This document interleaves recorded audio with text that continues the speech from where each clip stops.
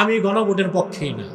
তার একটাই কারণ, গণভোটকে সমর্থন করতে পারছি না আমি এই জন্যে, এই যে সনদটা আছে না, যেটা বৈধতা পাবে গণভোটে, কথা বলেন, বাংলাদেশ সংবিধানে ৫ম সংশোধনীতে প্রেসিডেন্ট জিয়াউর রহমান ১৯৭৭ সালে ৩০শে মেতে গণভোট করছিলেন। গণভোট করে প্রেসিডেন্ট জিয়া একটা ভালো কাজ করছিলেন, খুব ভালো কাজ। সংবিধানে বিসমিল্লাহির রহমানির রহিম এই কথাটা লিখেছিলেন। আরেকটা কথা লিখেছিলেন, বাংলাদেশ রাষ্ট্রের মূল নীতি হচ্ছে মহান আল্লাহর প্রতি পূর্ণ আস্থা ও বিশ্বাস। এখন যদি বর্তমান যে সনদ, ওখানে বিসমিল্লাহির রহমানির রহিম আছে, কিন্তু আল্লাহর প্রতি পূর্ণ আস্থা ও বিশ্বাস, এই কথাটা বাদ দেওয়া হয়েছে। এখন যদি গণভোট বিজয়ী হয়, তখন আগামীর সংসদে যদি সংবিধান সংস্কার হয়, এই কথাটাকে আর রাখা যাবে না।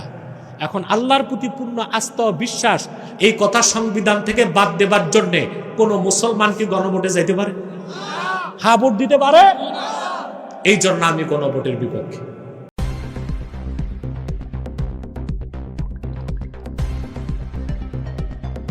News Vision Digital Multimedia.